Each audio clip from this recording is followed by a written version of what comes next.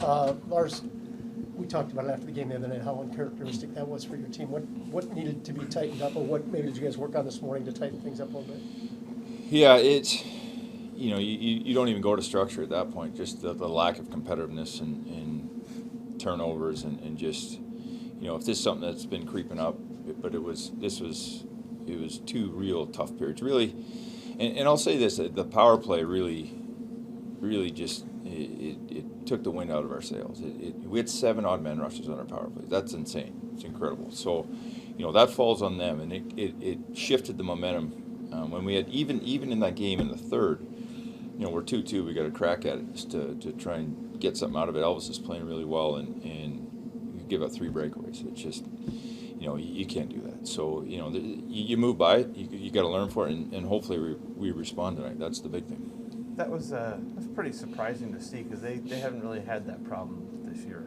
No, that's the thing. It's they've been a catalyst for us. Right. With top 10 power play coming in that game, and so scoring 2 the game before, they've been a real positive for us, and so it was uncharacteristic, forcing plays and trying to make something happen that's not there, and you just can't do that, and it bit us. In your assessment, how much of that was like Vegas's PK versus your guys just kind of making some silly mistakes, or maybe not silly, but The thing is, we weren't crisp early. You could see it. We were slow on our puck movement, and then the game was getting away from us at that point, and then we started to force it, which is you give credit to Vegas for sure, but as far as some of these plays were, just direct. The lanes aren't there, and we're trying to push it through something that's not available. So, hopefully tonight we're a little bit smarter with our puck decisions. Right, is that a teaching moment for your team when you have such a young team, and Vegas had the momentum for the most part for the final 40 minutes? Is that something that you can kind of tell them, hey, this is how you can try to get that momentum back?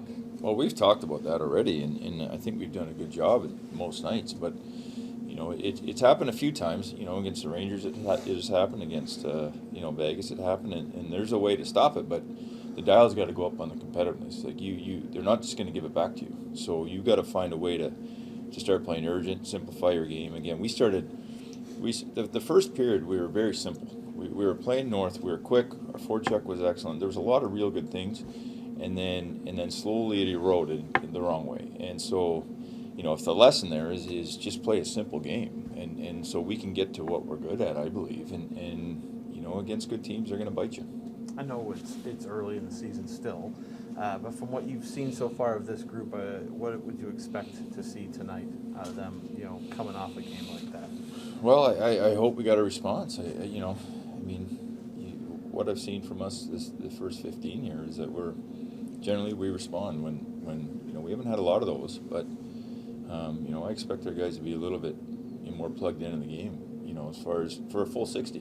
We've had a couple of these where we had a good period and then faded away. And so, it does take 60 to win a game. You can't sometimes 65 and a shootout. So you can't be one period and start patting yourself on the back. That should be the lesson. We had the lead there, which was nice, and we've done a good job coming back, but we got to learn how to play the lead also. You making a lineup change tonight, Brad?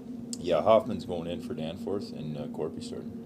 Is Danforth a injury thing or more? No, just coach's decision. Okay. Yeah. How much of an impression has Danforth made on you, even though it's only been 2 games? Yeah, he's done a good job, and it's not like I'm not pulling him out because he's the reason we lost. Trust me.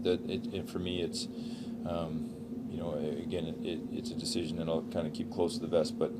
We need a lot of our guys to step up. Like this is a big game for us in this trip. You salvage this game, you go 2 or 3, it's a pretty good trip. You don't, and now it's something that you're reeling from and disappointing. Would you say that him and Danforth, meaning him and Hoffman, are pretty close in what you get from them at this point? At least what you've seen from Danforth. Yeah, they're similar in some aspects.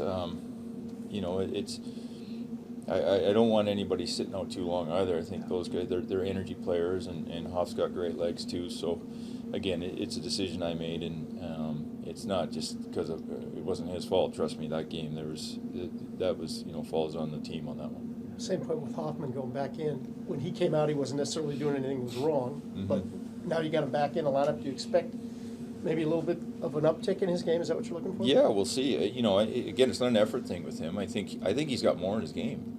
to offer us offensively, and he's got to trust it a little bit. And you got to remember, he's still learning. It's just, you know, for him, it's a small ice game, and you've played as long as he has over there. There's just things that you have to get used to with bodies around you. You know, the lack of time and space. You know, he's got a great shot, he's got a great skill set, but you know, the pace of the game is different here, and things close down quick on you. So he's adjusting to that, and I think it's you know, what I love about him, it's never an effort thing. He's always given effort. So you know, to take him out, it's never you're disappointed when he's not trying or playing hard. So to put him back in, I know I'm going to get effort. And you know, I'd love to see him kind of get rolling offensively though.